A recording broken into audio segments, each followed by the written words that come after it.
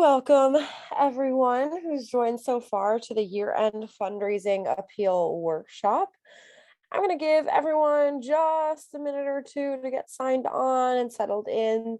We have a lot of great things that I want us to get to today.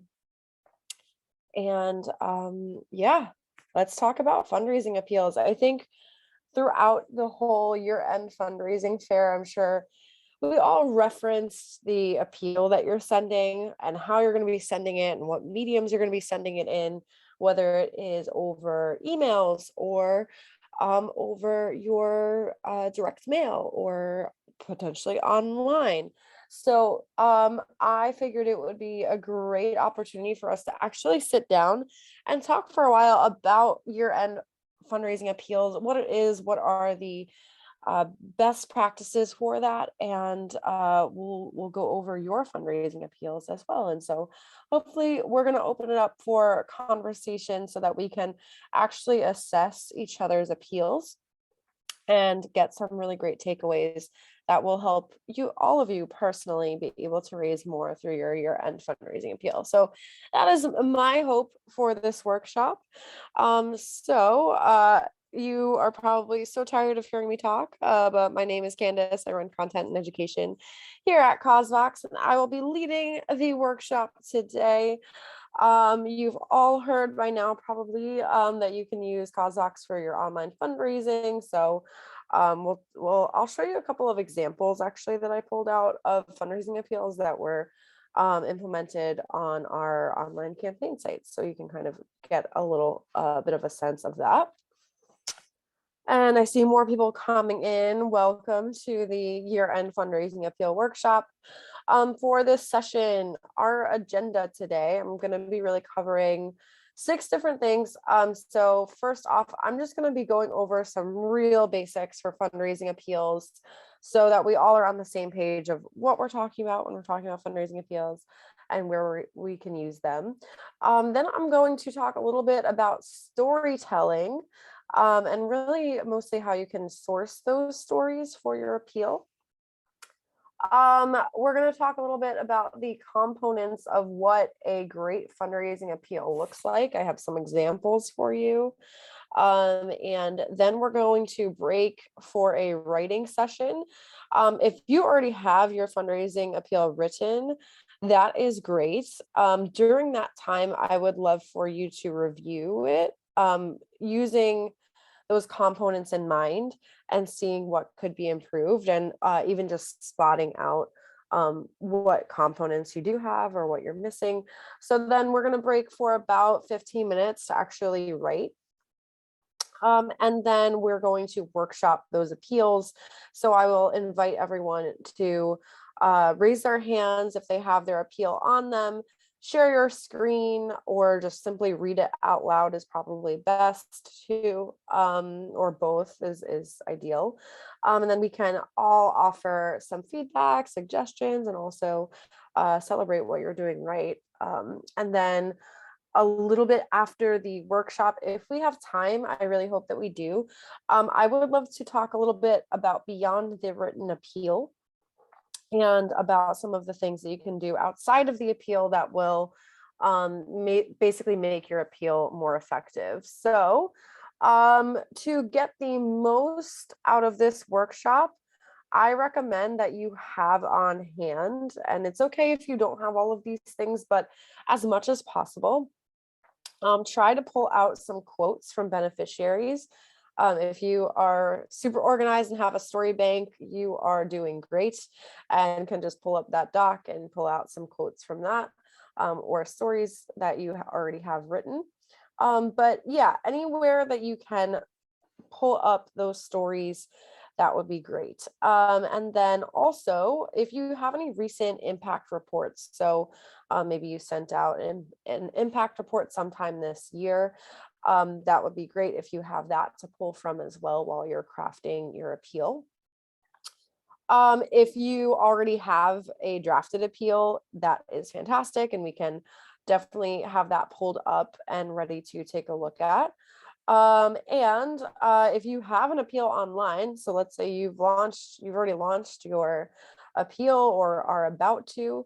If it's online, we would love to see it. So you can share that link to that appeal wherever it's hosted.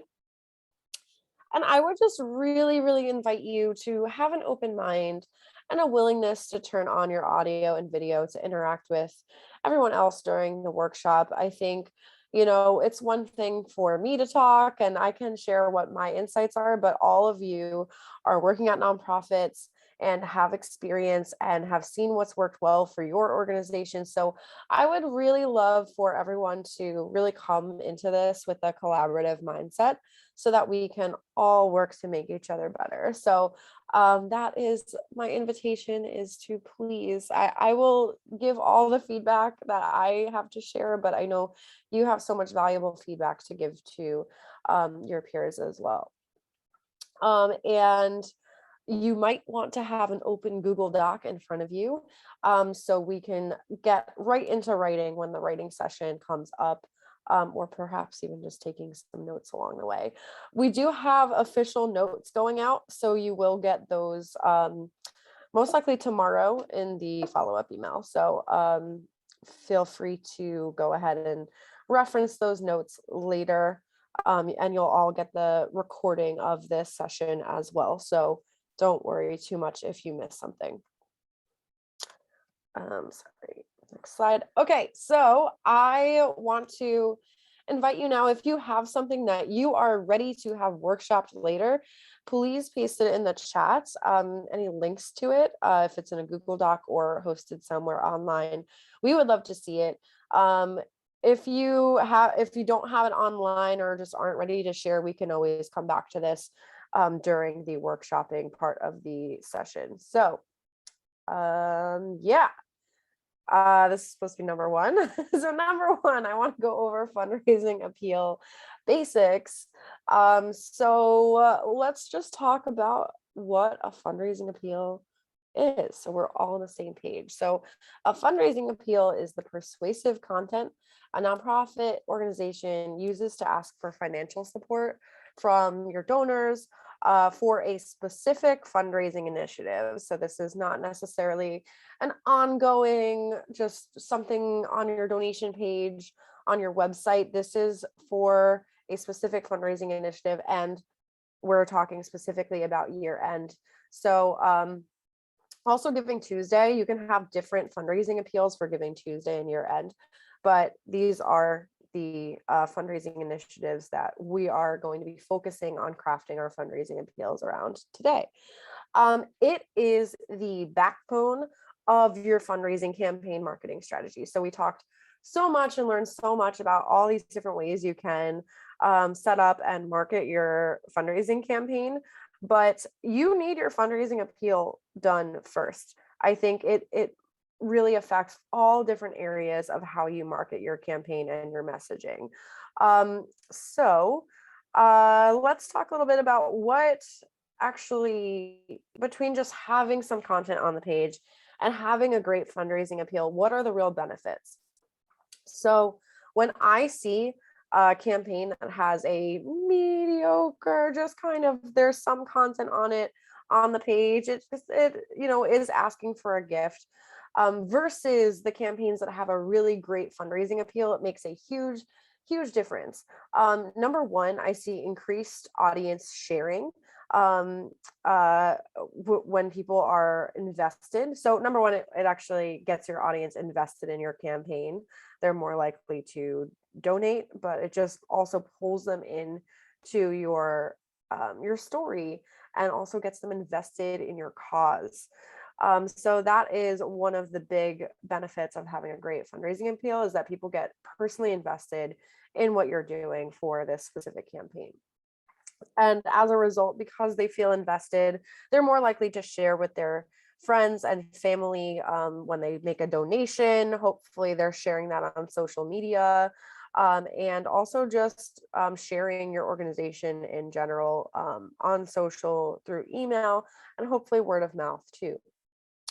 It also increases peer-to-peer fundraising. So when you have a great fundraising appeal that gets your audience invested, they are more likely to sign up to also raise funds on your behalf because they can get behind what you're talking about in your appeal. Of course, it increases donations. So across the board, just having a great appeal is going to get people more likely to donate because it is going to be that much more persuasive. And it also sets you up for better donor retention. So if your fundraising appeal makes an impact on somebody, they're going to remember it for the long run. Not only just make a donation then, but hopefully you can retain them. So where does this fundraising appeal go? And so I think there's a few different places that you're going to be using all of this persuasive content to get people to make a donation. So the full fundraising appeal, I generally see used in email asks. Sometimes this is broken up into different emails, but I have seen a full fundraising appeal in that email ask. Technically, each email you send during year end is probably its own fundraising appeal, kind of in its own way, but you can kind of focus on different parts of your messaging. But the core of this appeal that we're writing today is probably going to be either direct mail and or used on your online fundraising site. And then you'll use parts of the appeal, pick out certain segments of it, pick out certain parts of the story, maybe expand on certain segments in social media posts. So wherever you're active on social, you're going to want to repurpose some of this content on social media. Also repurposing this content through email campaigns. Also peer-to-peer appeals. So if you are actually getting people involved to fundraise on your behalf this year end, you're probably going to be basing all of the content that you pre-write for your peer-to-peer fundraisers to help them basically effectively fundraise for you, and translating that to make it sound like an individual asking a friend or family member to donate. So a lot of that content is going to carry over to your peer-to-peer fundraisers. And just any other multi-channel marketing asks you might be making that we've talked extensively about during the fair. So I've talked a little bit about you're probably going to be using this on your online fundraising campaign, which I really do suggest that you use to raise funds this year end. So I just want to talk a little bit about also just what the anatomy of an online fundraising campaign actually looks like. So it usually includes a branded online fundraising site. It could be a landing page on your website, or it could be using a fundraising tool. But ideally, it tracks progress towards your specific year end or Giving Tuesday fundraising goal and has an end date attached, which will probably be December 31st or November 30th if you're doing Giving Tuesday. It also features content. So this is going to be video, images, and your fundraising appeal is integrated onto this page. It should have an easy way to make a donation on the page itself with suggested giving levels that tie into your fundraising appeal. So whatever you're asking for in your fundraising appeal, those giving levels should ideally reflect that and have some impact statements sort of focused on and tying it back to what they just clicked on the donate button for. And easy sharing options so that people can share it across social media and through email and other channels. Usually it has a donors listing so people can see who else has donated to the campaign. And that is great about, basically, especially with communities, tight-knit communities, people can see oh, I know Allie. I saw Allie made $100 gift. Maybe I'll do the same. There's a lot of social proof going on there. And that sometimes includes those personal and team fundraising pages if you're doing peer-to-peer. So I just wanted to give you a look at what this looks like in action and where the fundraising appeal falls in context of this. So you can see Volo City Kids Foundation, they set up this campaign site. They have their fundraising goal and their days remaining, and it's all branded. They have their video. They actually are reporting impact on the page itself with $25,000 raised. They're able to serve 206 kids. I think that's really cool. Donate button, join the campaign for peer-to-peer, share button. And then there's that fundraising appeal right kind of front and center on their campaign site on the left. And then they're using a smaller column on the right to promote sharing. So their fundraising appeal. This is actually a great appeal. I recommend, I'm not going to read it all, but feel free to come back to this later. You're all going to get the slides, and you can read that as well. And then there's they're using peer-to-peer, so all the individuals that are fundraising for them. So if you are doing something similar to this, I have this quick checklist here. This is, again, probably more for you to come back to later, to make it easy, but your fundraising appeal is certainly going to be part of this and part of the peer-to-peer aspect. So the by and large, when we are seeing online fundraising campaigns perform well, I've noticed that they do two things fundamentally very well. They tell a story through their campaign site, through their appeal, and through their video.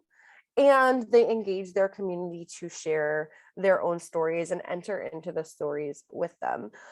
So there's a lot of different ways you can do this, and I'll actually talk more about this later. But these are the two things that you want to keep in mind, and your appeal is a big part of making your online fundraising campaign or any fundraising, even direct mail, successful. Okay, so yeah, I switched these slides around because I wanted to go over basics and then storytelling. So let's talk a little bit about storytelling basics for fundraising appeals.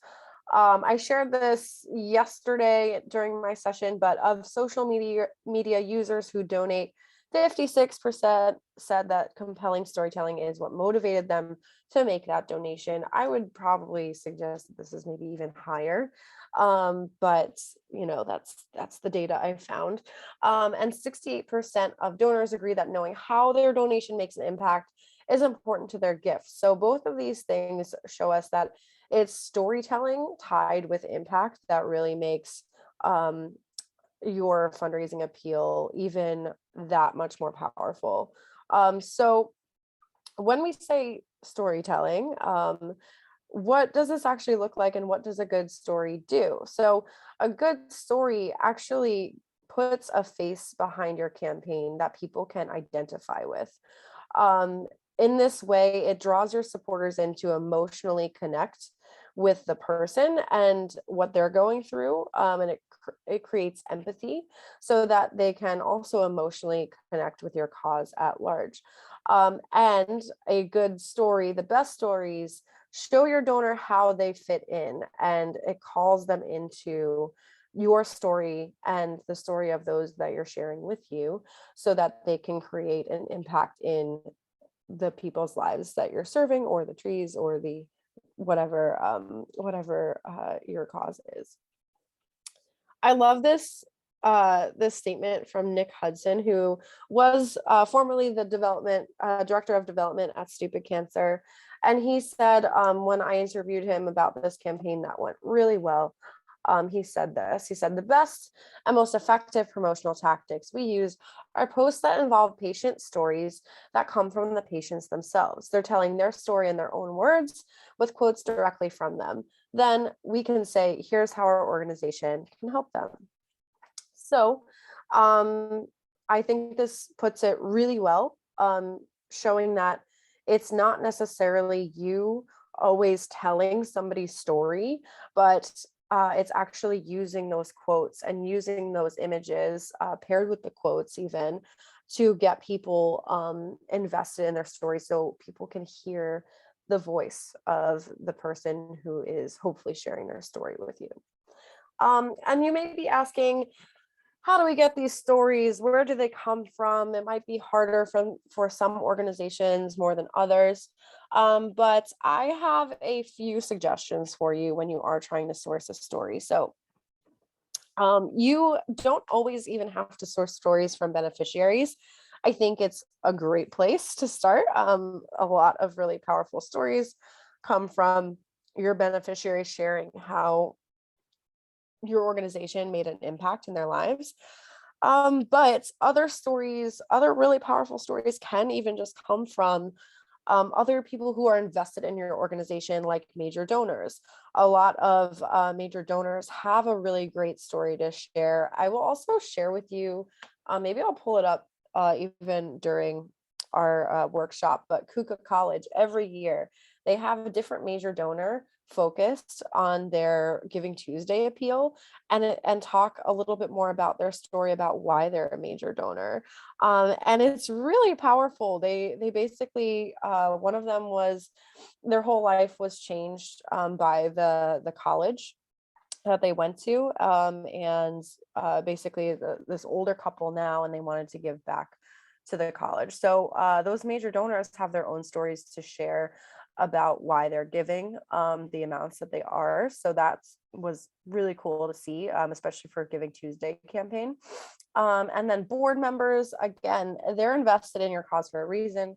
They have their own personal stories to share about why they're connected with your mission, what they've seen you accomplish over the years. Same thing with volunteers. They are actually doing the work with you, right? So they have their own stories to share that you maybe even never heard before. Maybe you haven't asked and heard all the stories.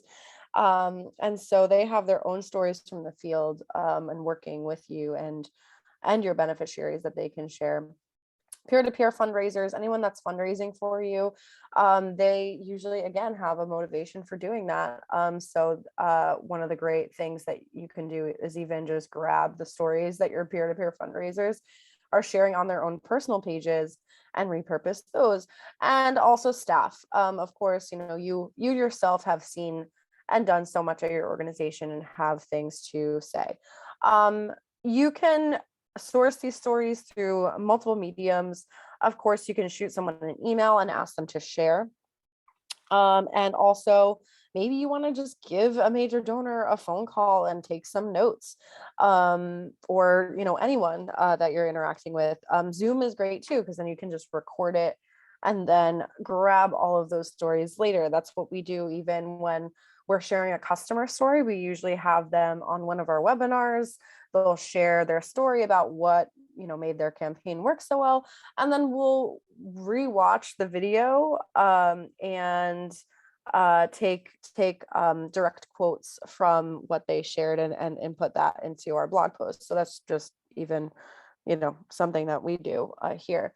And we also, you could always reach out to people about saying you're going to highlight them in a blog post, and hopefully you write the blog post about them. People are usually really excited to be celebrated and featured.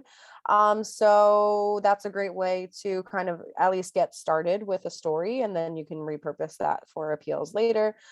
Thank you surveys to even your donors are a great opportunity to at least get a foot in the door when it comes to sourcing stories and who might have a story that they want to share with you, and then you can reach out.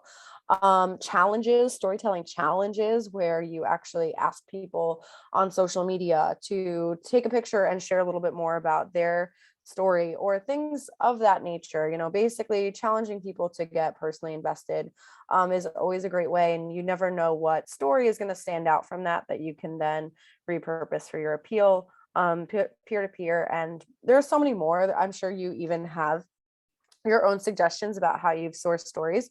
So I would actually love to hear from you all in the chat about some of the ways that you source stories, so we can all learn from each other. So please go ahead and put that in the chat now. I wanted to just briefly talk about the mediums that you can share stories in. So you could, of course, do it in,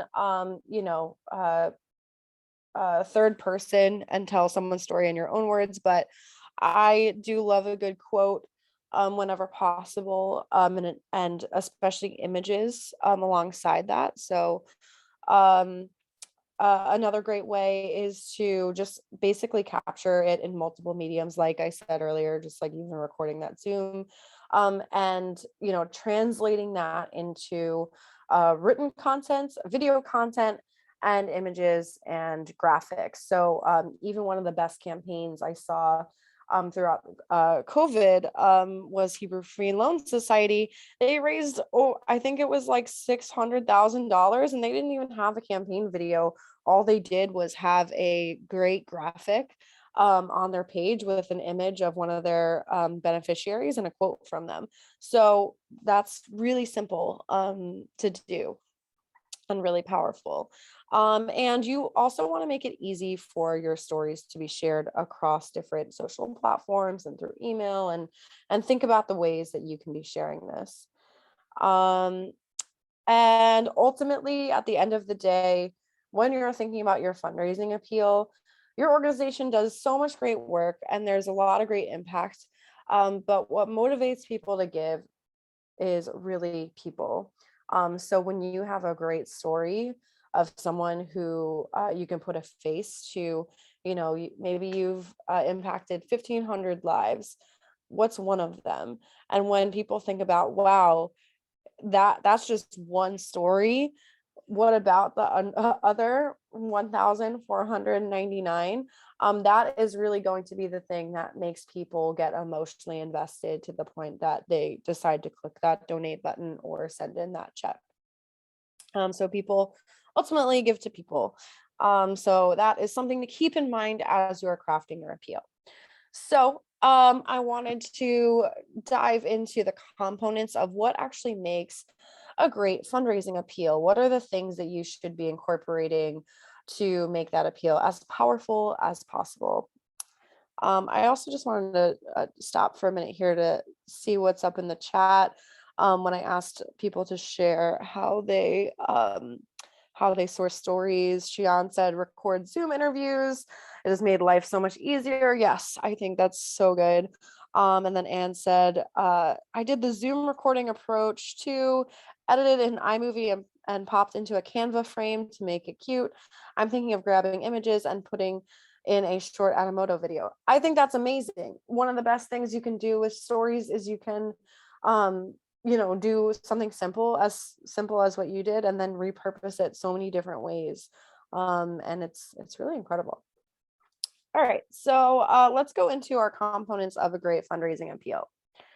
So I'm going to go over what the components are, and then I'm going to show you an example of them. I guess maybe with the exception of this.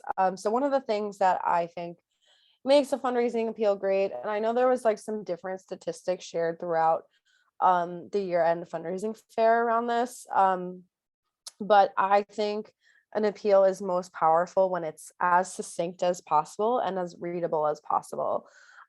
People have very short attention spans, and at least online, I can't really say. I actually can't personally speak to direct mail because I get direct mail, but I haven't personally sent it.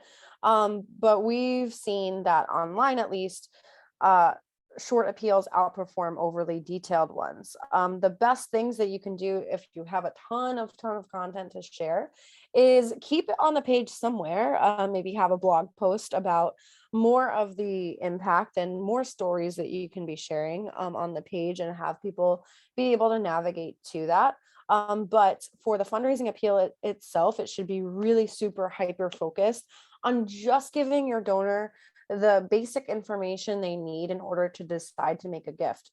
So ideally, it has no long paragraphs. If people have more than, I would say, 4 lines to a paragraph, it starts getting hard to read. So no long paragraphs. So try to break up. If you see something go over 4 or maybe 5 lines, I would consider just adding in a new paragraph. That's even how I edit all of our blog posts too. And then you want to think about using images to break up text and also emotionally connect with your reader. So try incorporating some images so it's not just a big block of text that they're working their way through. And you also want to think about using between 300 and 600 words. This is not a rule. Of course, it's a little different for everybody, but this is typically what I see. 300, it's kind of gets a little difficult to get everything in there, but I think it's possible. What was I gonna say? Oh, actually, another thing that I recommend but didn't put in here is actually using heading sizes, and potentially different colored text to call out certain parts of your appeal or bolding and things like that. So there's a bit of formatting that you want to do to also break up the text so certain statements stand out more than others. Okay, so we talked about it being succinct and readable. And I should preface all of this with saying that this doesn't have to appear in this exact order. So I'm going to talk through 5 different things that you want in your appeal. Certain things like the CTA should stay at the bottom, but a lot of this ends up being in the order that I'm sharing it in, but it doesn't always have to be. So if your appeal that you've already written looks a little bit different and it has all these components, I still think it's great. So there's no exact order that this has to be in. So the first thing that I think is essential for a fundraising appeal is to explain what you're fundraising for. So, and even like who your organization is. So you want to talk a little bit about what your organization does. What do donations to this initiative support specifically? And then as a bonus, and this is why I suggested having any impact reports on hand, is to include how you've made an impact in the past. So people that don't know your organization very well can get a pretty good idea of what your size and impact actually looks like. So I wanted to share with you this, the start of this appeal that I thought was really powerful.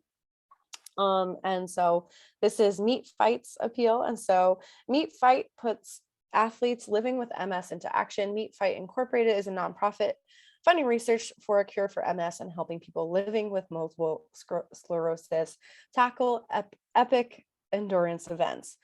Donations made through this fundraiser will specifically support Meet Bike.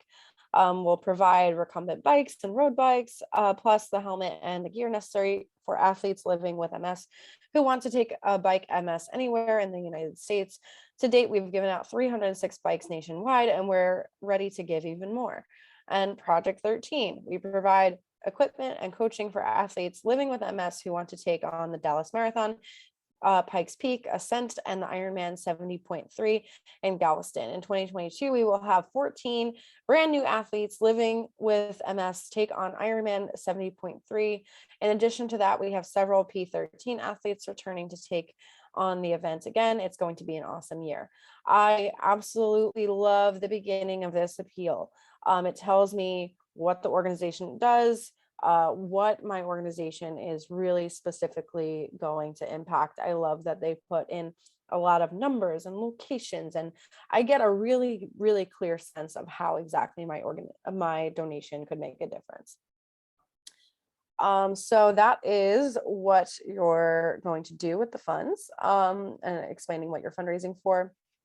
The second component is explaining effectively why you're fundraising. So talking a little bit about why you need to fundraise, and what exactly, why what you're fundraising for is actually the right solution to the problem, and how you're approaching it.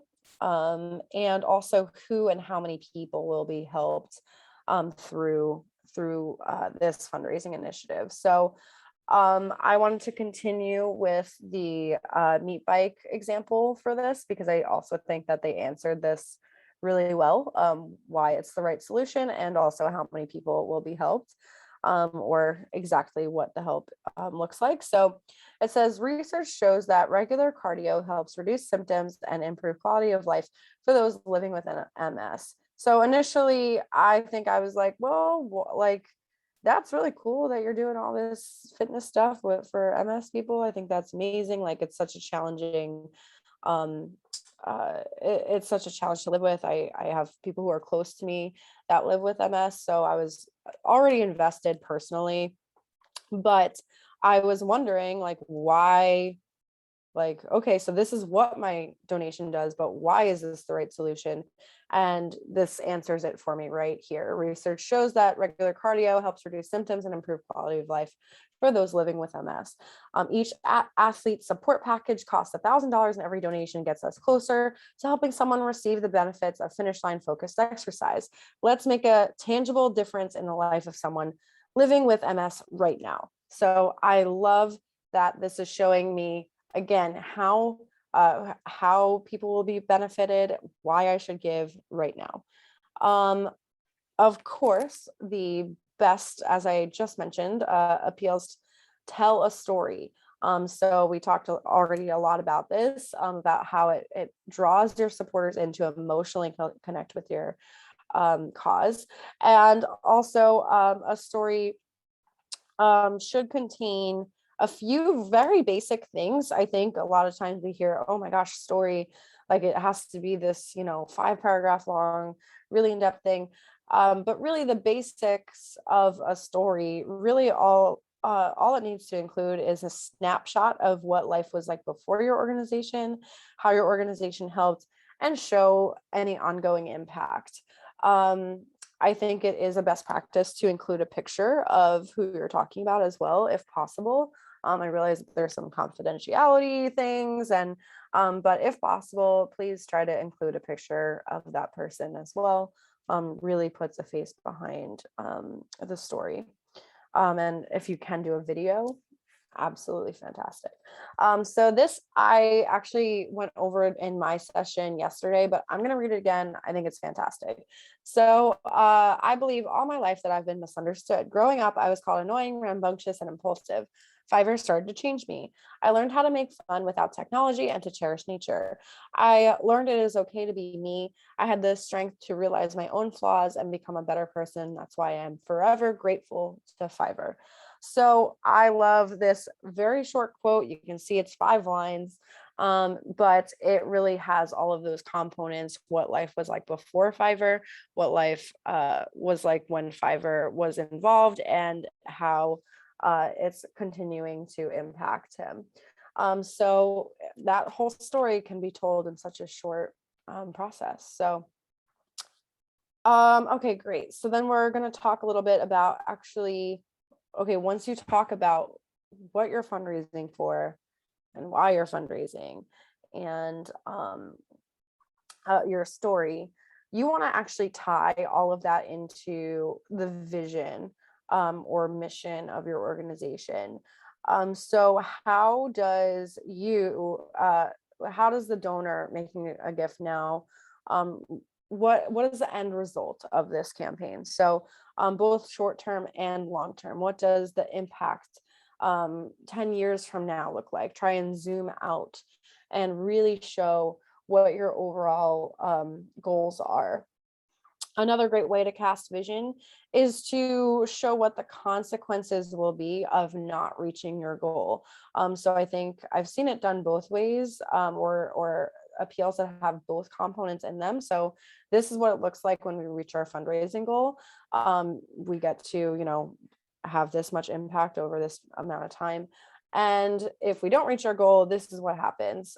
So who is not going to be receiving services? Who's not going to be receiving help? That's also a great way to sort of frame it, the stakes of what this appeal means.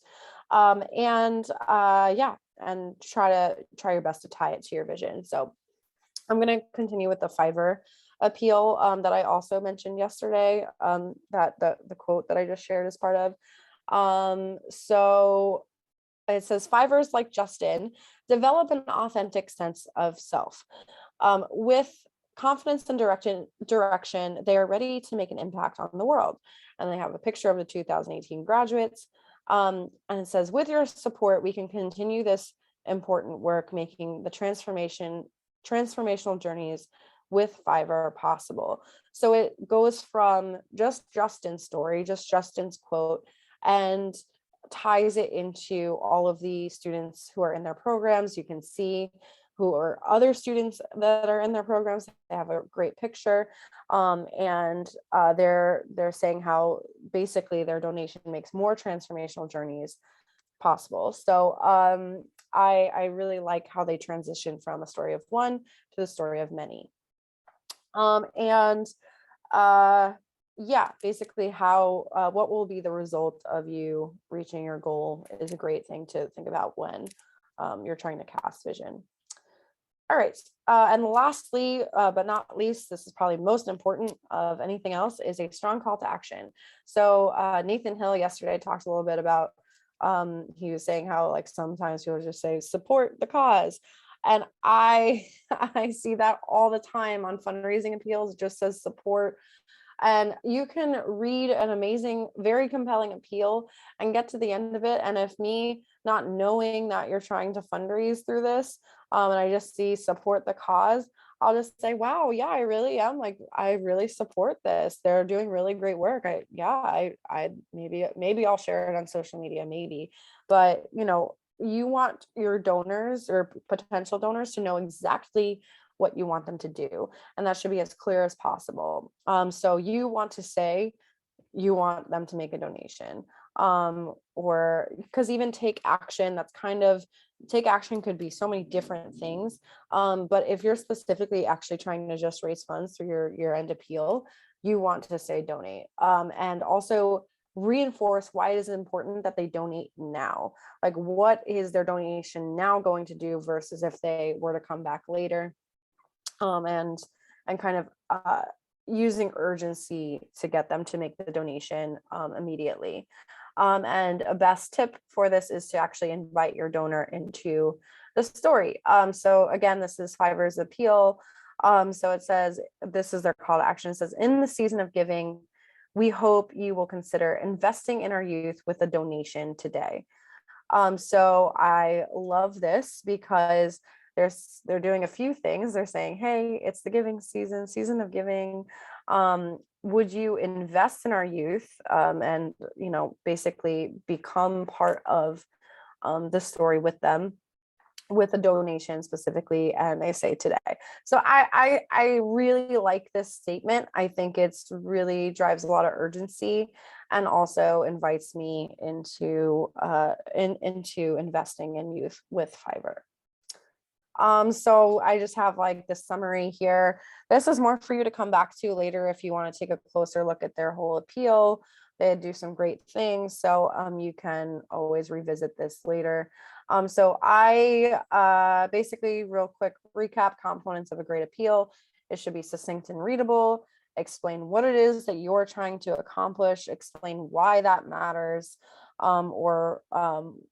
basically, why that matters. Tell a story, cast a vision, and have a clear call to action to donate with a sense of urgency. So it is time. I've talked for so long. I'm so sorry, but hopefully that has been helpful to help you frame your appeals.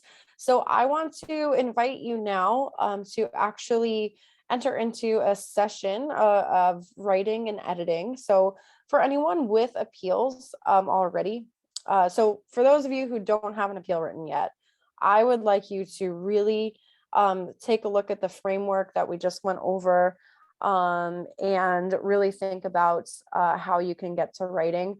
I would spend, it doesn't have to be perfect when we only have about maybe 15 minutes or so to actually write.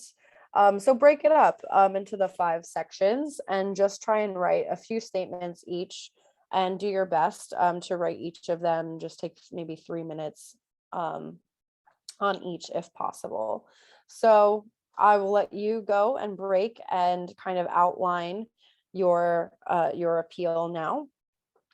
And for those who already have appeals, I want you to really take the next 15 minutes to read over them yourself and see what opportunities you have to improve it, kind of with this framework in mind. So if you want to, one thing you could do is just kind of even circle or highlight where you see each of these sections. So where you're explaining what you're trying to accomplish, where you're explaining why that matters, where your story is, where your vision is, and having that where that clear call to action is. And if you can't point it out, then you have some work to do. So that is my suggestion for until 2:00. We can definitely take this time to actually write and edit, and then we'll come back and actually share our appeals, workshop them together for the next half hour.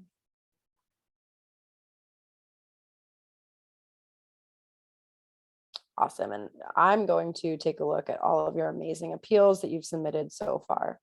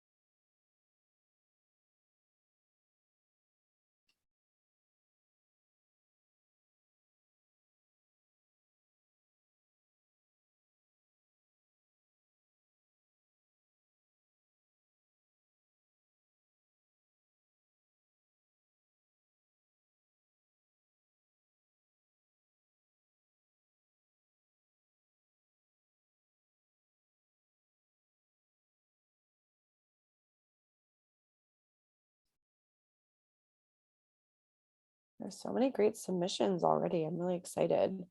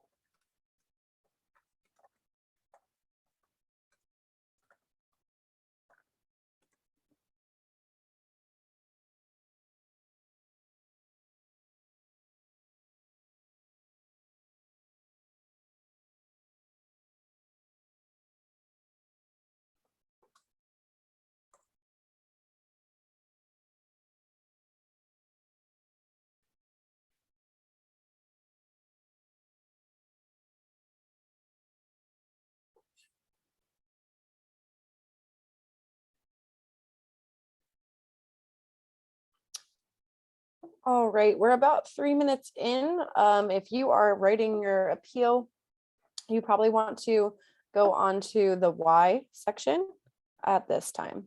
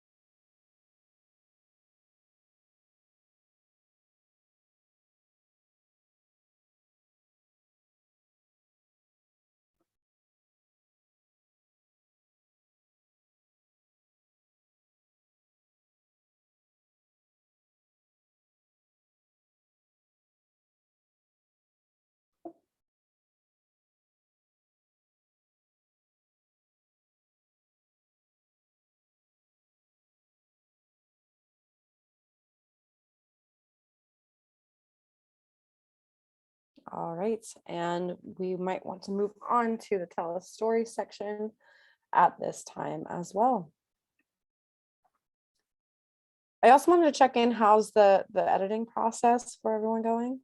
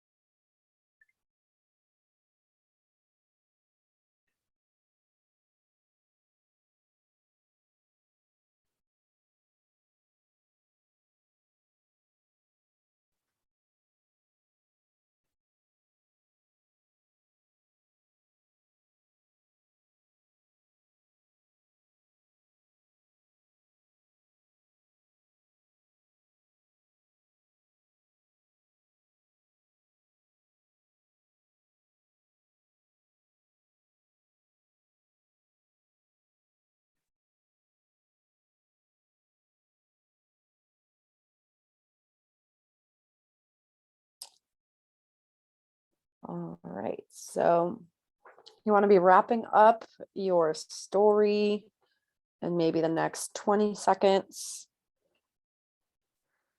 and then move on to cast vision.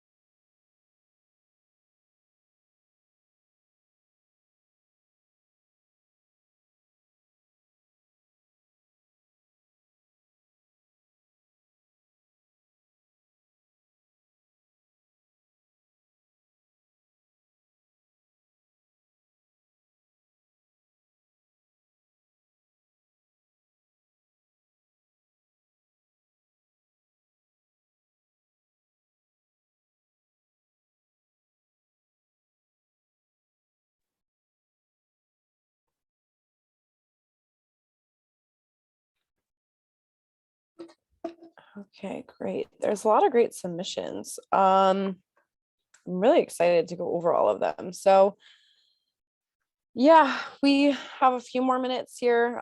Please try to wrap up your vision and call to action within the next, 3 minutes or so. And we will get into actually reading out everything and going over all the details.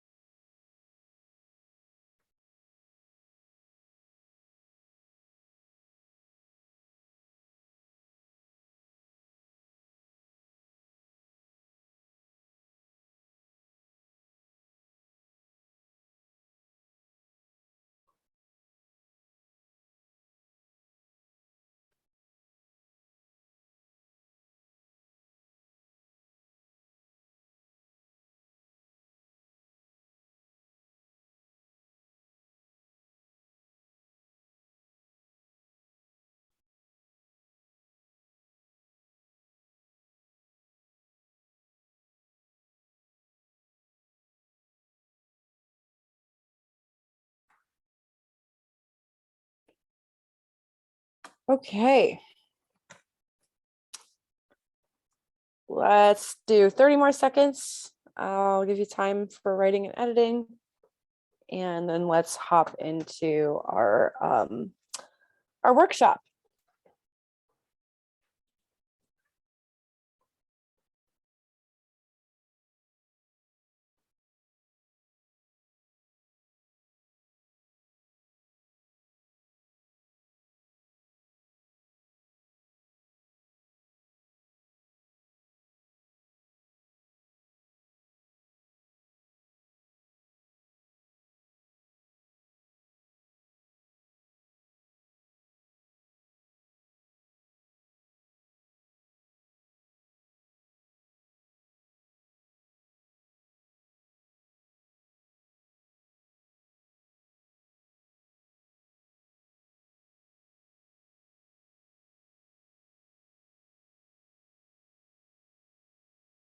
Okay, awesome. Let's come back, finish up what you're writing.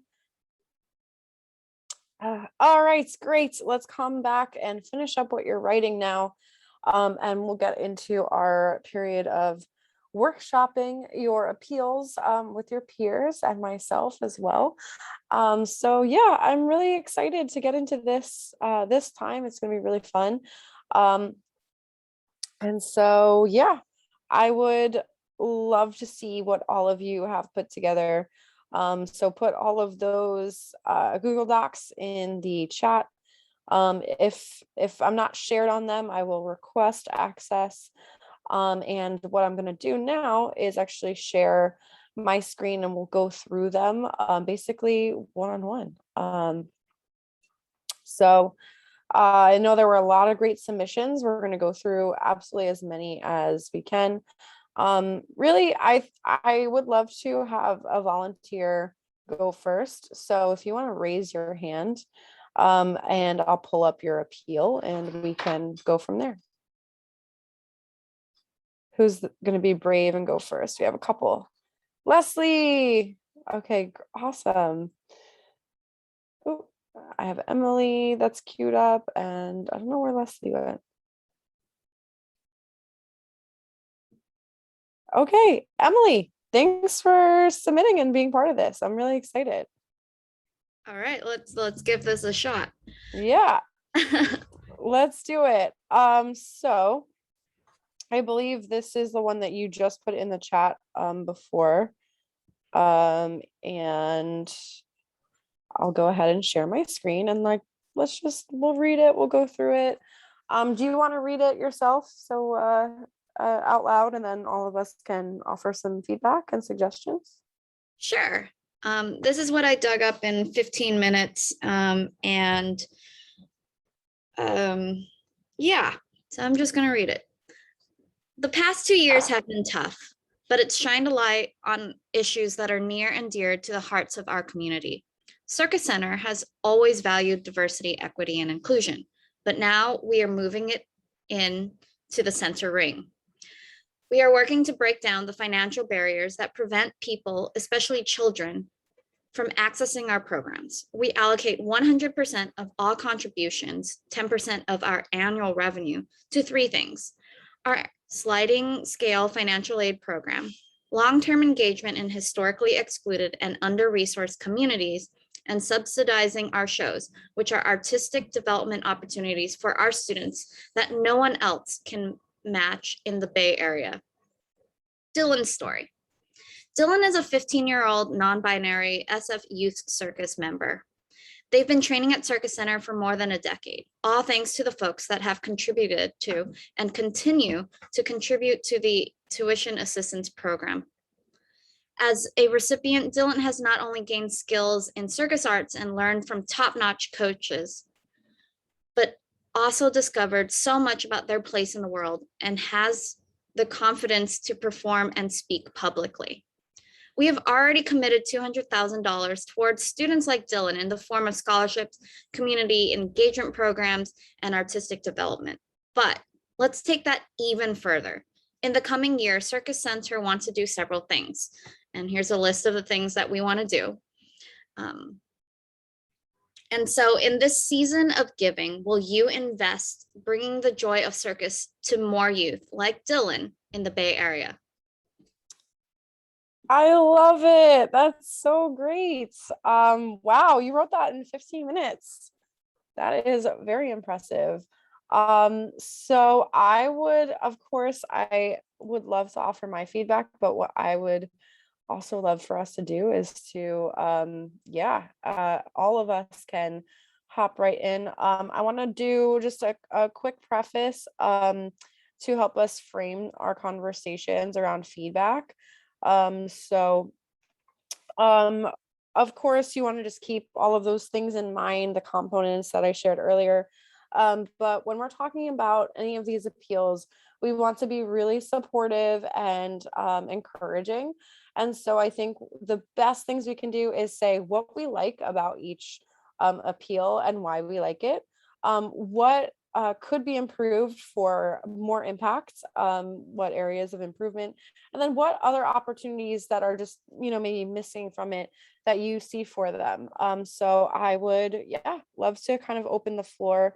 And I'll start with those who have also raised their hands, or if anyone wants to type in the chat who wants to, go first as far as, maybe providing some feedback from other organizations. So I'm going to unmute Leslie. Let's have, anyone else that wants to chat as well here. Leslie, you're on. Okay. You want me to read mine? Is that what you're looking for? Oh, so right now I want us to kind of just take a look at Emily's appeal. Okay. Let me share my screen again with the appeal. Sorry, I navigated away to talk about how to frame the conversation. I mean, I'll also just begin to take a quick look. Emily, I think you did an amazing job for 15 minutes. Yeah. This is such a strong appeal and strong way to get started. So I'm really impressed. Even like the way that you've tied in, how you're moving diversity, equity, and inclusion into the center ring. And I love that you're kind of the play on words there is really fun. I really like your story. I think this has all of the components of what we outlined. So I think you really do hit on all of those things. I think as I'm looking at this, I'm interested in maybe seeing a little bit of reporting, and I'm sure you can like go back and pull this about what impact you've made in the past. So maybe giving me as like a potential donor the sense of, the breadth of your impact over the years, like how many people have gone through the programs or been impacted or attended shows, things like that could be really interesting. I also, if possible, I love Dylan's story too. I would love to see like a picture or a quote, but I know again you only just wrote this, so there's a lot of opportunities for you to go back and add more to Dylan's story and any quotes from them as well.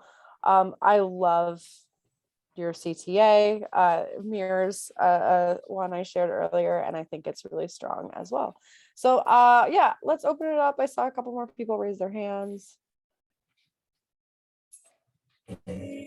Whoever wants to jump in, I just unmuted Xian, and I'm allowing Gabriella to talk as well. So any opportunities that you guys see for improvement? Yeah, this is Cheyenne. Oh, Cheyenne, sorry about that. Oh, you're good. It's hard whenever you're going back and forth. But yeah, no, I thought it was really good. Also, sorry, I'm in a coffee shop if it gets loud. But I really, really liked Dylan's story that you included. I think getting a quote from Dylan would obviously be ideal. But if you were to randomly have that right now, that'd be like really out of this world. But I think including like a photo of Dylan and a quote would be really good. And then something that I saw recommended that maybe could help you all is including the suggested donation amounts, like specifically. That way you can kind of sort of push people, not push, but like guide people to what you're looking for. And maybe a little more urgency, like why the urgency, why now? But yeah, I thought it was really good. Like I would be inclined to donate to this mission. I'd never heard of it. Obviously, I mean, it's not my local area, but it's pretty cool. So doing good work. Yeah, awesome. And Emily says, I actually have a video of Dylan thanking our donors at our gala last month. Oh, that's awesome. That'll be so cool to integrate into it. Yeah, I think that idea Cheyenne shared of even having those suggested giving levels would be so cool. I'd be so interested in, kind of seeing like what it costs to like actually subsidize the shows You know, I'm sure like financial aid program is a sliding scale, but like what some of those scholarships like look like. And yeah, tying any dollar amounts to those things, and so your donors can see like how they can fit into supporting them. It would be really incredible.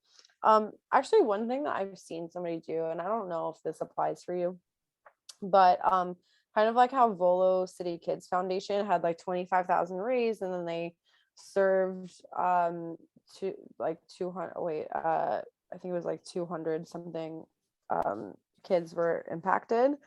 You can always like take a look at like overall how many people are going to be serviced by you raising this uh you raising the your fundraising goal, and then dividing it across the board about how many people are going through your program. So that could be really interesting.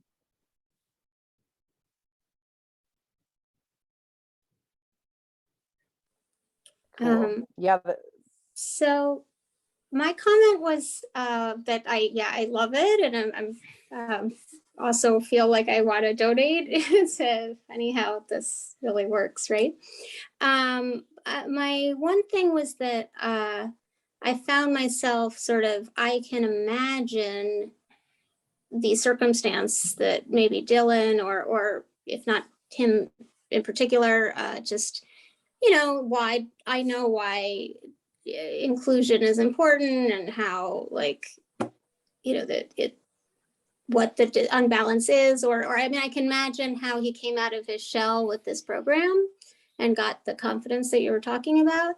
But I thought maybe you could put in maybe a line, or just address the point of that the, you know, these people don't have a lot of other opportunities to be, you know, on stage, or, you know, get out of their, be silly, you know, like they're just like kind of maybe paint the picture a little bit of where they came from and how different this is when it comes into their lives. Wow, that was But I love such it. great insight. Yeah, absolutely. Thank you for sharing. Emily, any ideas or other statements that you want to make? I know Erin also shared in the chat a really good suggestion if you want to take a look at that too. But yeah, Emily, any other things you want to share before we move on to our next appeal? I am so appreciative of all the feedback that's been given. It looks like I got a little tweaking to do, but it looks like this is, I'm off to a pretty decent start.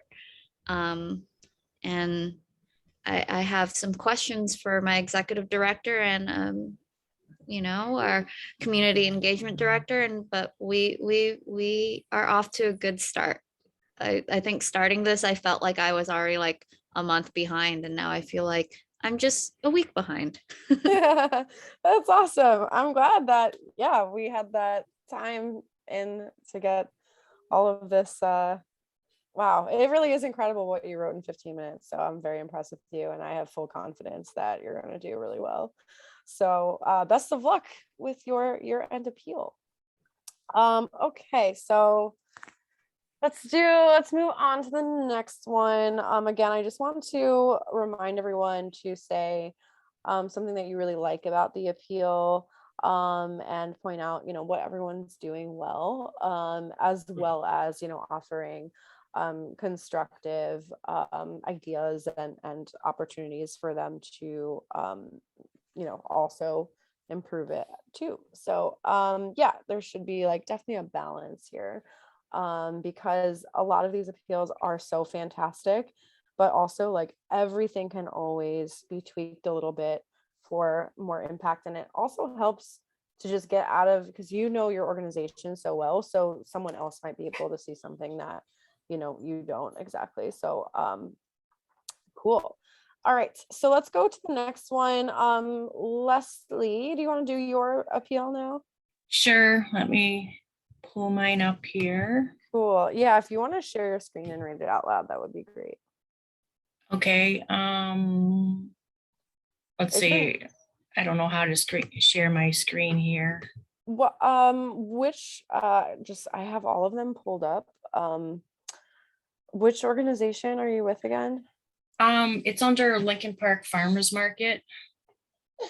Okay, let me see if I have it.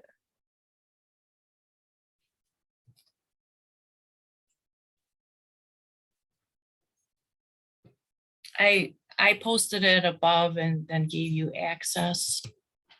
Cool. Let me go back and take a look.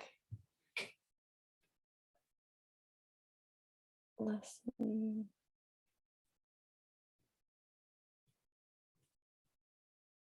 Okay, perfect. So many great appeals here that have been submitted so far. Okay, so I have it pulled up in front of me if you want to go ahead and read it. Yep. Okay. Okay, so this is actually what I put together last year because we're a small local farmers market. So last year for our annual giving, I raised money for our food assistance programs, which would be SNAP, which is the USDA name, which, you know, they used to call food stamps. Last year, the USDA also gave what they called PEBT cards to, at least here in Michigan, to the families that received food through the schools, like for the lunches. And then we have Double Up Food Bucks, and we have WIC Project Fresh and Senior, what they call Senior Project Fresh, Market Fresh. So this is what I put together, and I'm going to edit for this year because I want to do the same for the food assistance programs for our annual giving.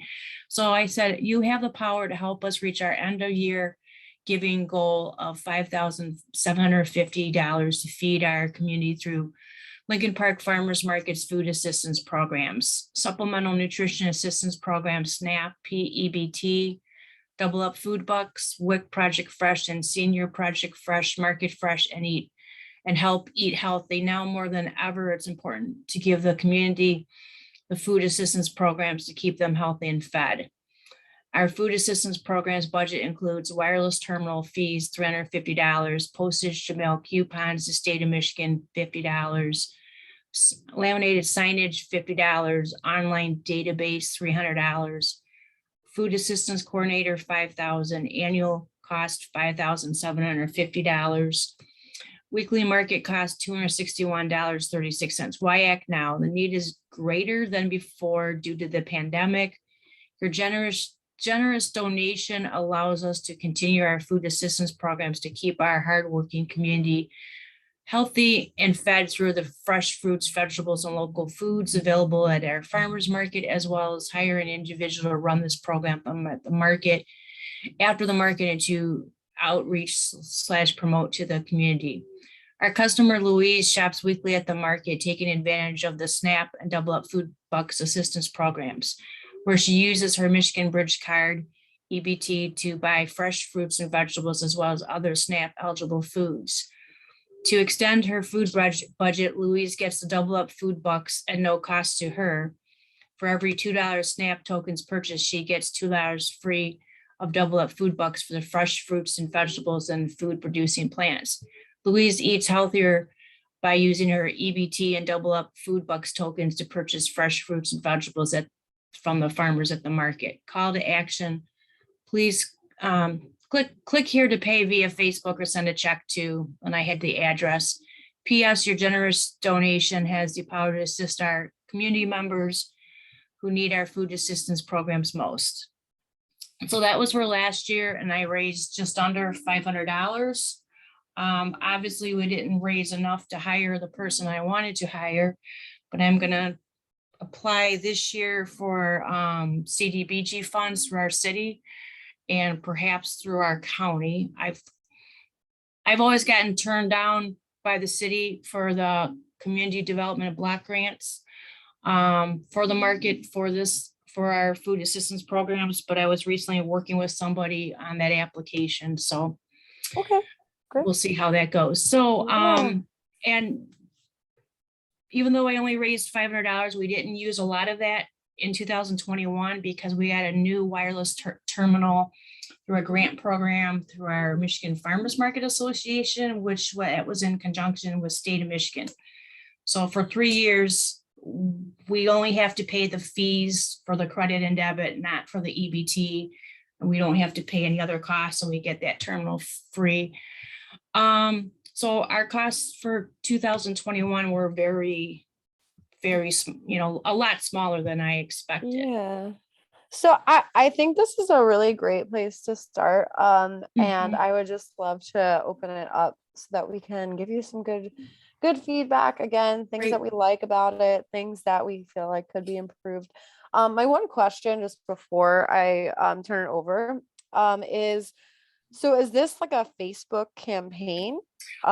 This is what I did last year, was a Facebook campaign, because I haven't gotten I got a Donor Perfect account early in the year, and Constant Contact to try to do emails.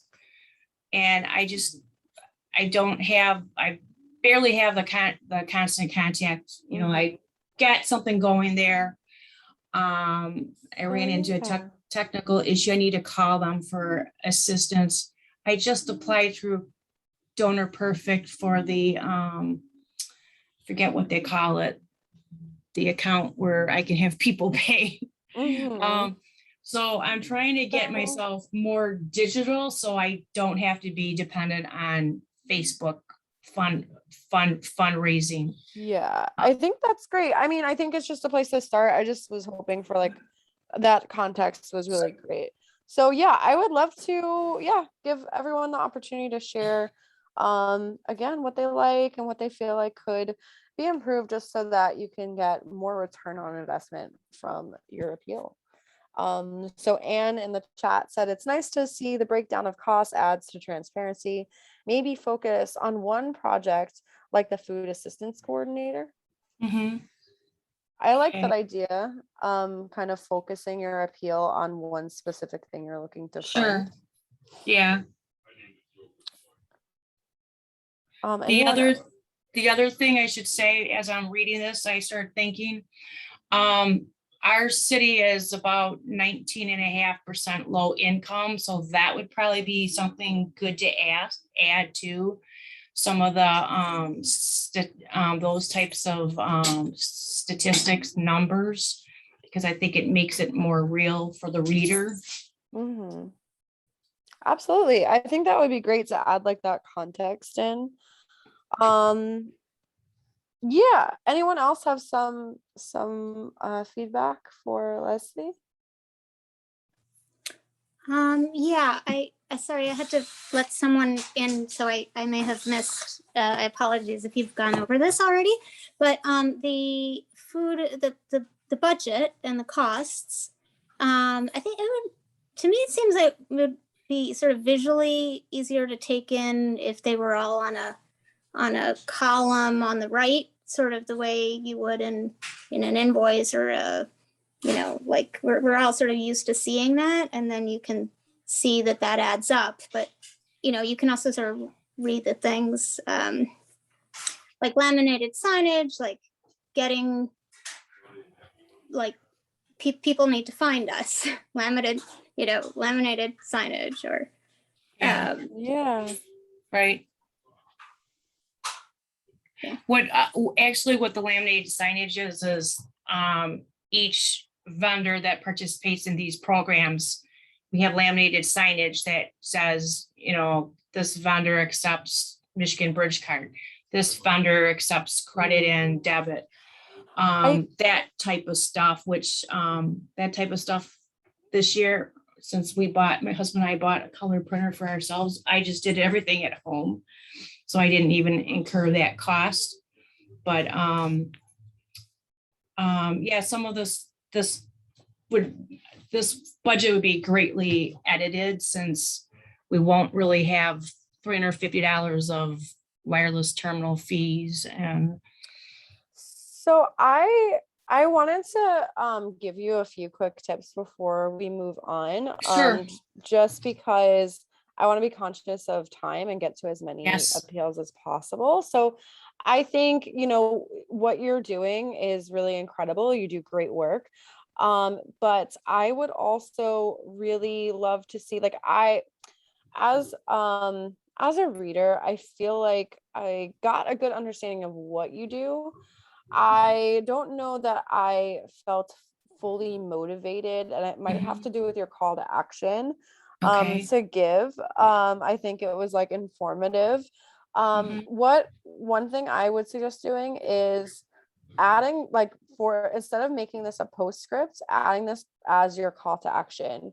Um, and so adding this like before you ask somebody to make a donation. I Okay. would even maybe, instead of framing it the way you framed it, you could move Louise's story up, and maybe edit it down a little bit. I think it gets Mhm. there's a lot of like the same language about her, like what she's using to Mhm. purchase the healthy food. I would Okay. focus more on what, you know, Louise, what the benefits are, instead of just what she's Yep. doing, but like how she's benefiting. Okay. And so yeah, basically I love, like, our customer Louise shops weekly at the market, Mhm. taking advantage of the programs. But you might even be able to rephrase it that, basically saying, hey, Louise is able to shop weekly at the market Mhm. because of these programs. And now today, Louise is able to make healthier choices. And if you can get a quote from her or anything, that would be really great. Just about even her, maybe her journey to eating healthier, or Mhm. being able to access the food that she's able to access. So I would love to have it more kind of impact focused. I think there's a lot of great information about what you do. Mhm. Um, but I would love to kind of maybe feel like, I feel like I want to hear more about Sure. Louise's story, and you could even like open it up to that. I also don't know that, like, I wouldn't know personally what laminated signage does, and so like we had to Mhm. kind of like explain that. So I would say, if there's anything that you're reading that you have to explain more, Mhm. um it's not enough detail. But you also have to see, like, for a fundraising appeal, is that your like what your priorities are. So you don't want it to be too long still. So Sure. maybe there's certain things that if you have to explain them further, have like a blog post about like why this laminated signage is going to, make Okay. a big impact. So I think it's good. But yeah, just a lot of people might be seeing this for the first time and they might not know how everything works. So I Sure. would try to really hyper focus. Okay, great. Thank you. Yeah, Thank of you, course. everybody. Thank you. Thanks for sharing. Erin said that she would be willing to share and discuss her appeal. So I would love to invite Erin now to do that. Let me see if Erin, you're allowed to talk. I believe you submitted it. I might just need a second to pull it up. Or if you have it pulled up and want to share your screen, by all means, you can go ahead. Whatever is easiest. It's called bulk mail dash no TOL donations last year, but I also do have it pulled up if you want to invite me to share my screen. Yeah, feel free to go ahead and share it. Are you able to? I know I invited you to talk. I might have to promote you to a panelist. Yes, I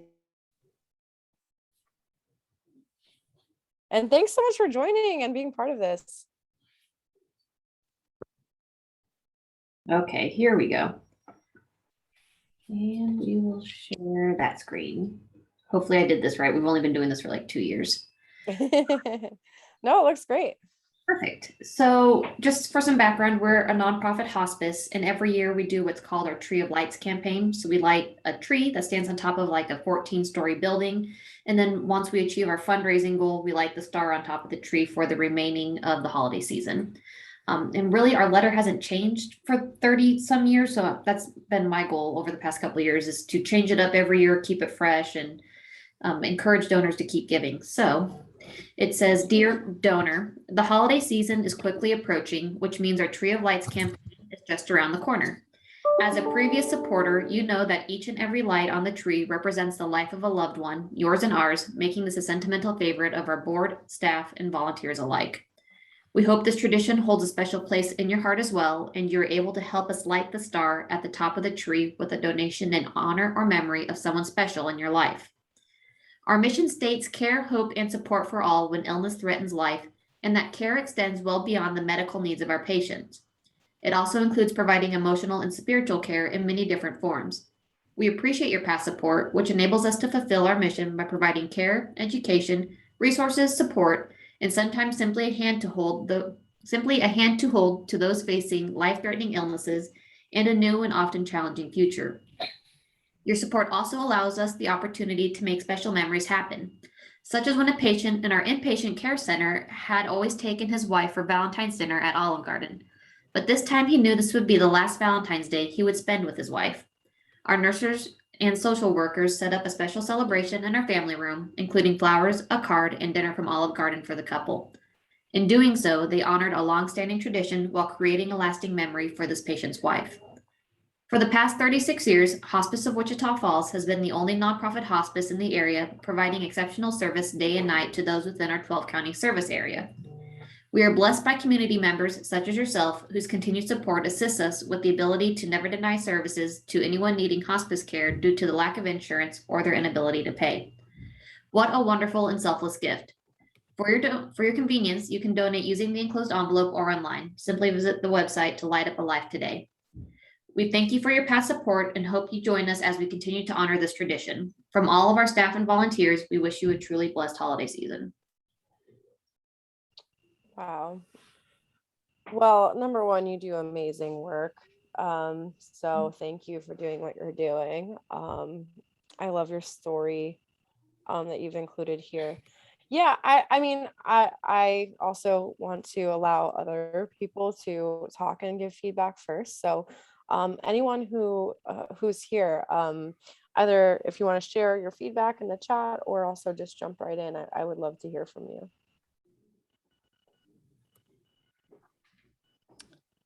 And then I think what just like keeping in mind what you think is great about this and what might be missing or areas that could be improved for even greater impact. Also kind of keeping in mind the framework we discussed earlier. So I'm going to go ahead and say this appeal is really fantastic. I think one of the things that is just super simple that you could do is breaking up some of the text and having the story be its own paragraph. Just a simple way to kind of like call attention to the story. Another thing you can do is also, more of like a formatting thing, is have your call to action be in its own paragraph as well, and potentially like changing the font size and color so it's like called out on the page. If you can't print out, something with color, I mean, I think even just having the size change could be a really good opportunity to just call attention to it. So those are a couple of my initial thoughts at the moment. Thank you. Emily said, I love the story. I want to know what my gift might go towards specifically. I think that's a great point too, where you do have the opportunity to kind of share, how gifts will be used, any ways that you can break down. I'm sure it's kind of hard with, the services you provide, but if you're able to kind of share any kind of breakdown with like how dollars relate to impact, I think that would be incredible.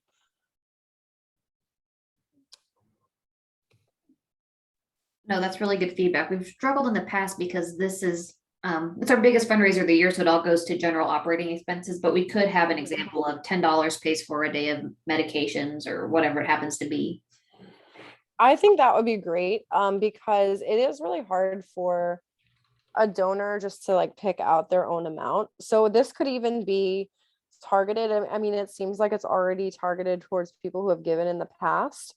So if you have the capacity to even like segment out like different groups, like who's who's donated between this dollar range and that dollar range, and then ask for a specific amount on the page. That could be even a way, if you can't exactly translate it to impact, but even just like asking for a specific dollar amount you might be able to kind of optimize gift size that way.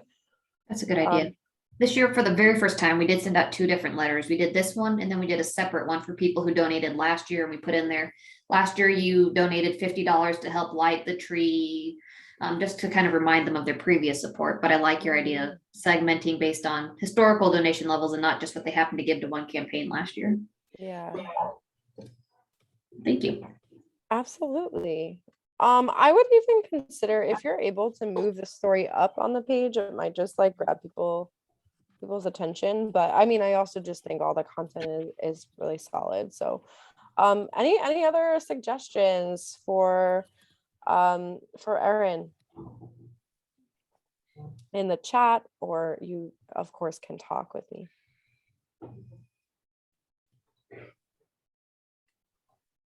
And I wanted to remind everyone that if we don't get to your appeal today, I would also be happy to continue the conversation.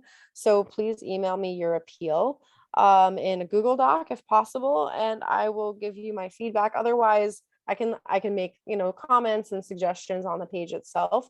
Otherwise, if you send me it in a different format, I'll just bullet point out some of my feedback for you. And we have another suggestion from Anne, says, can they put a picture?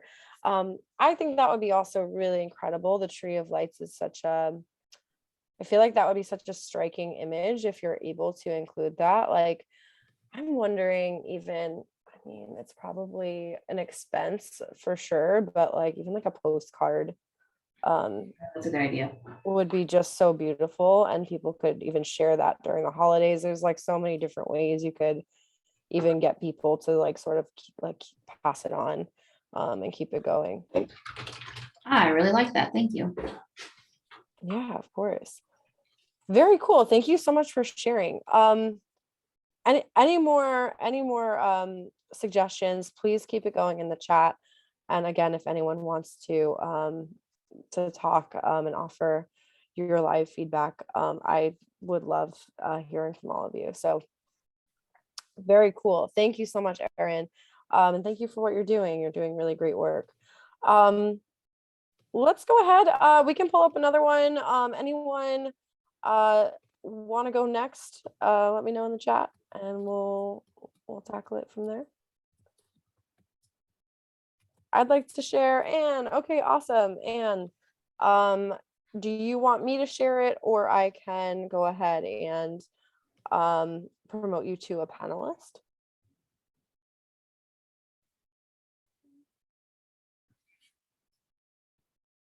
So I've just unmuted you. Sure, I'm not sure. Oh, there I am.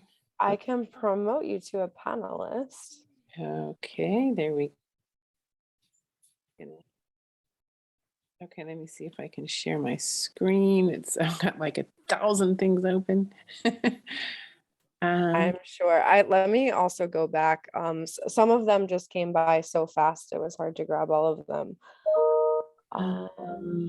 Oh, here we go. I think I got it. Can you do it? Yeah, absolutely. But would love to have you read out loud if you feel comfortable doing so. Okay, good. So I put a caveat on there after listening to some of these other great ones, because I'm kind of intimidated, to be honest. I've just been, my organization is called Sisterhood of Salam Shalom. It brings together Jewish and Muslim women. And we haven't had a fundraising committee before. I've just been made chair, and I've never done this before. So it's all kind of exciting. Fortunately, I've got good communication with our executive director and our development folks. However, in general, the fundraising approach in the past has just been, let's get more money. So getting them to think specifically has been a bit of a challenge. So I literally just wrote what I wrote here in that 15-minute workshop time we had. And I basically broke it down into the steps that you suggested. So to begin with, what we wish to accomplish. The Sisterhood of Salam Shalom builds bridges of friendship between Jewish and Muslim women to fight hate against our groups and others.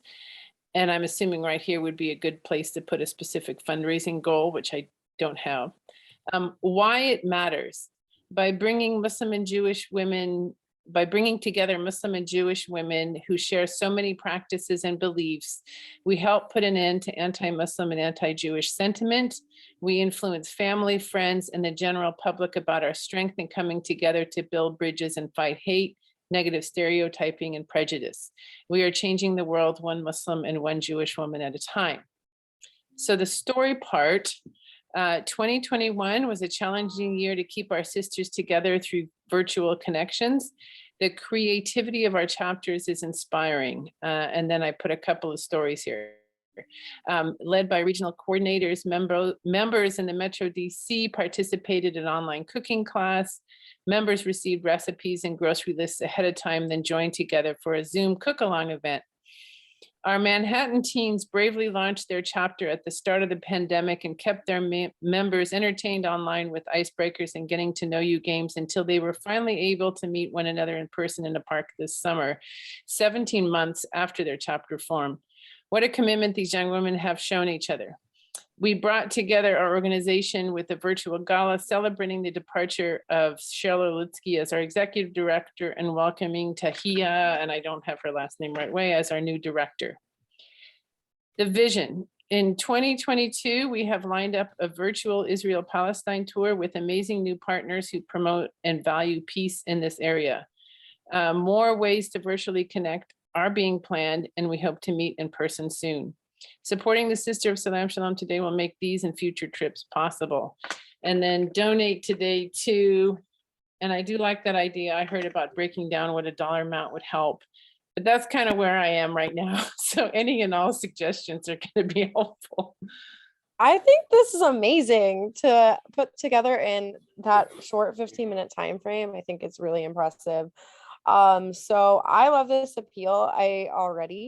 I think you've really done, you've already done a lot of the legwork, and I think it's mostly about like kind of putting the polishes on it. Yeah, would love to hear everyone's feedback, what you like about this appeal, and any suggestions that you have as well.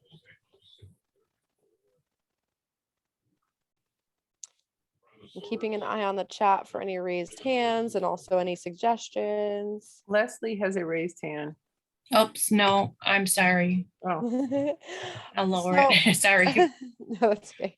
I really love a lot of things about this appeal. I think one of the opportunities you have too, and you would have no way of having this on hand in that, 15 minutes, but maybe see if you're able to get one of the groups to, I'm trying to think, like either like submit like one of like part of their videos of recording their virtual connection, and maybe potentially even sharing it with you. That could just be like really valuable content that you could make part of a video later. So that's one of the things, I guess that's a little bit outside of the appeal itself, but also just like being able to potentially like maybe survey them or get one of them to hop on a Zoom call with you and just talk a little bit about what their experience and what like benefits they personally saw from being part of the chapter. And I think I actually have one of those planned, so that's good. That's awesome. That's so great. Yeah, and I think that clear call to action would be really powerful. Let's see. Anyone else? I think Erin raised her hand. Yeah, and first I want to say that I really liked how you worded the why it matters. I think it's very strong and it's beautiful, and it just paints a really clear picture. So I like how you worded that part of it.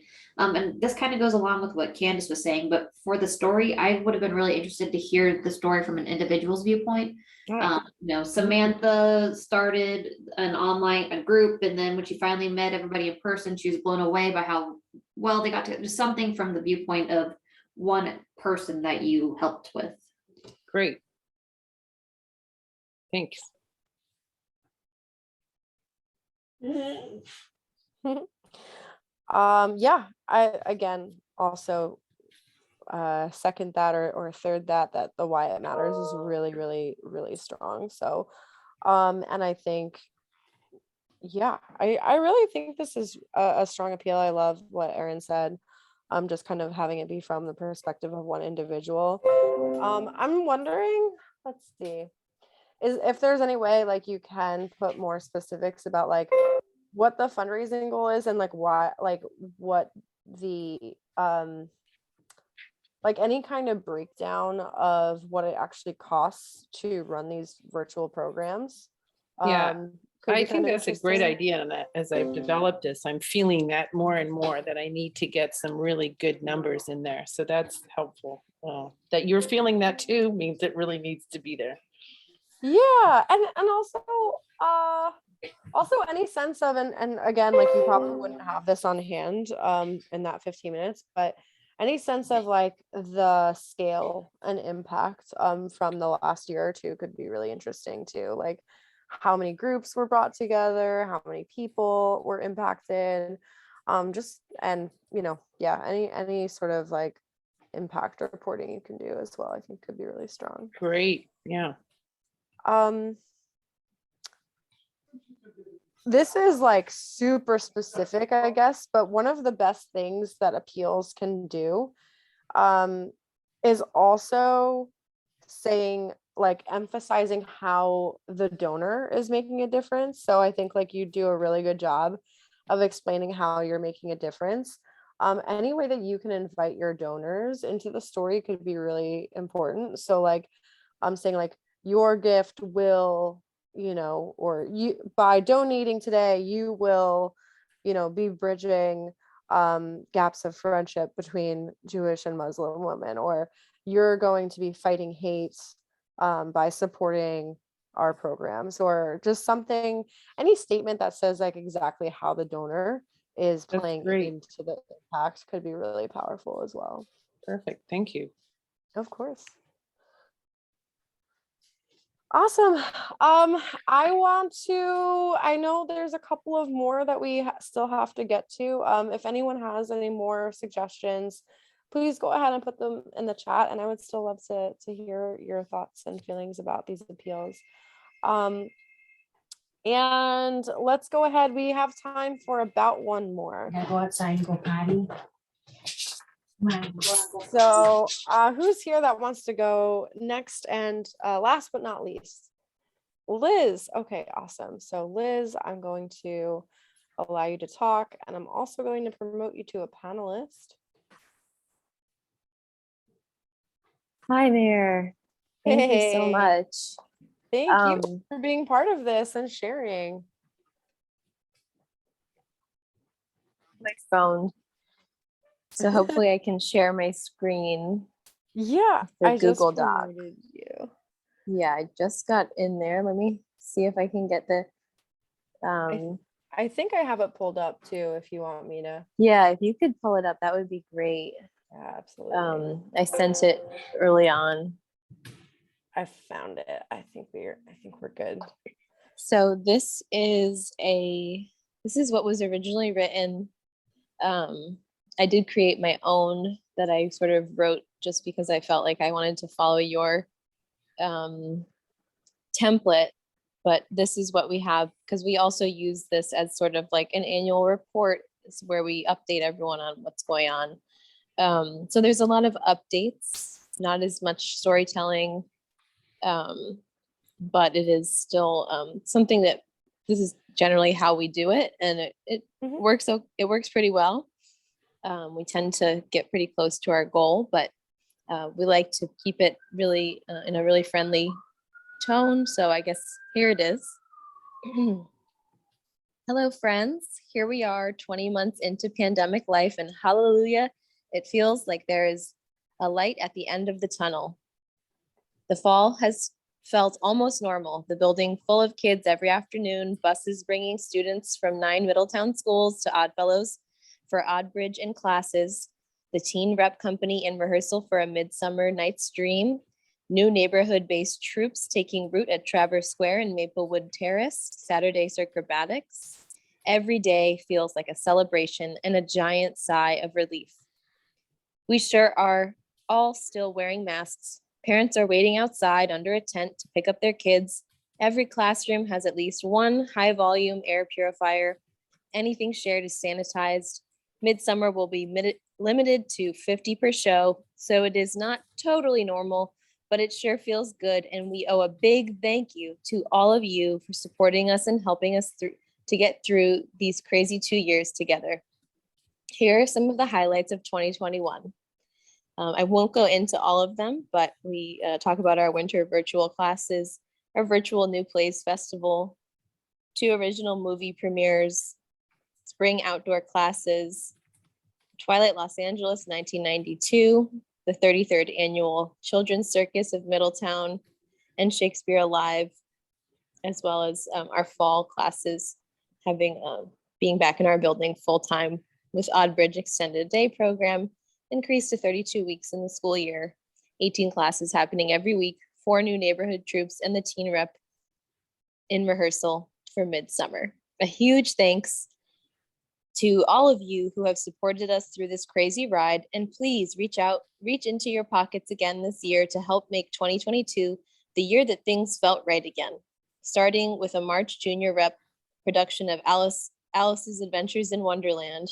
If you have not done so already, consider becoming an Oddfellows sustainer by scheduling a monthly or quarterly donation. So this is our first draft, and so it doesn't incorporate as many of the qualities as what we discussed today, but Yeah. yeah. I think this is really strong, especially because it's being segmented and sent out to people who have donated previously. So I think there's definitely a lot of context to it. So I think that's really cool. I'm curious, would you also mind sharing your other one that you drafted? I'm just like, I'd love to see. Sure, yeah. Let me just pull it up. Give me one moment. And then in the process, we can kind of compare and contrast. That would be really cool, actually.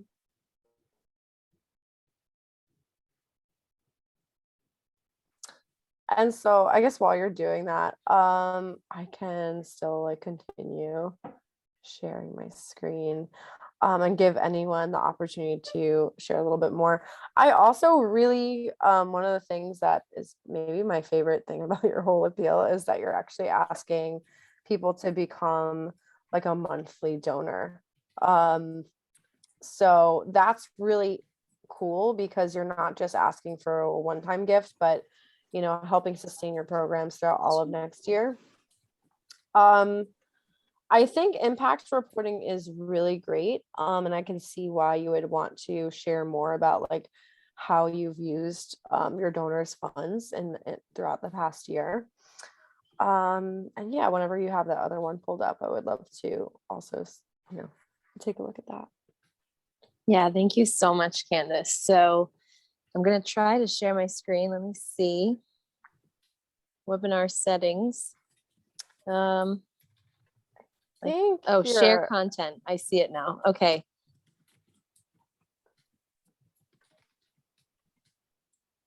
Screen broadcast. I don't want to show you my Zoom screen. So let me see if I can get my Google Drive. Hoping that it'll let me in there.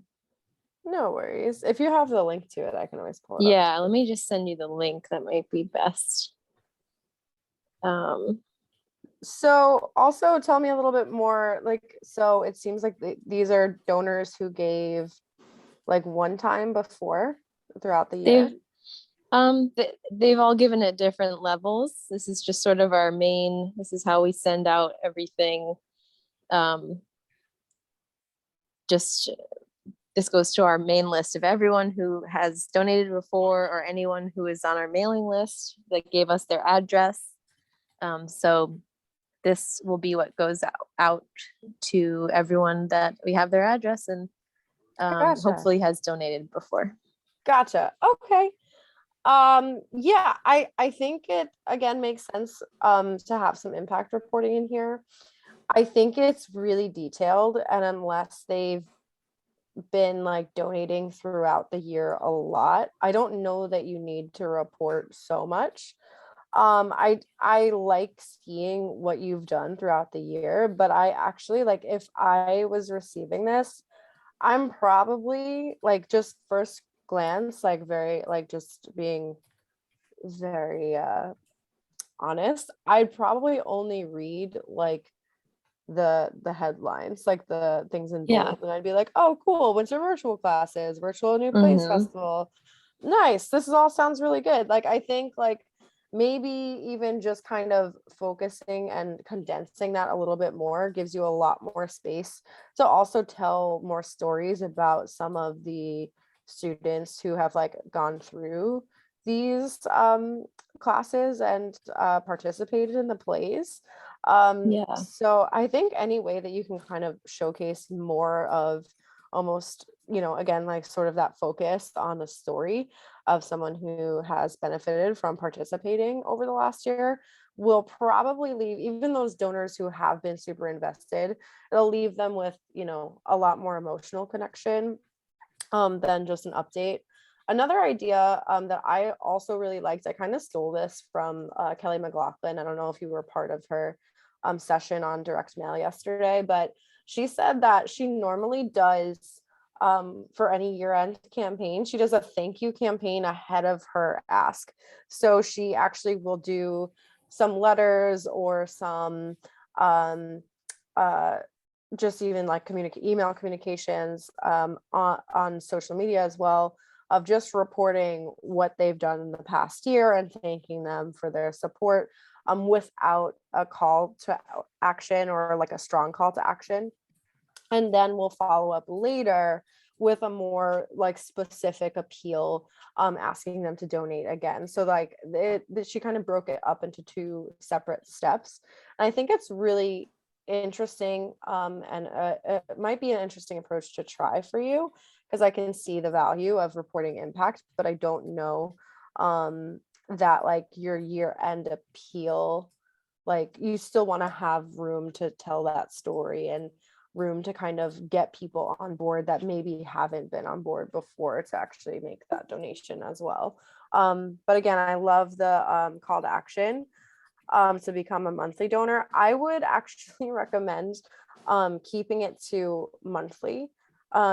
It's just been proven in Mhm. general that having like a really specific call to action is better than like having two different options for whatever reason. But I love the idea of having like an ongoing giving opportunity. Yeah, anyone else have any more suggestions? Any suggestions for Liz?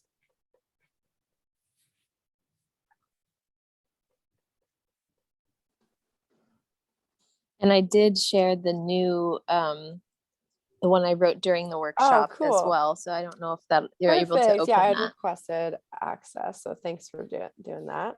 All right, so let's try this one. Do you want to read this one too? Yeah.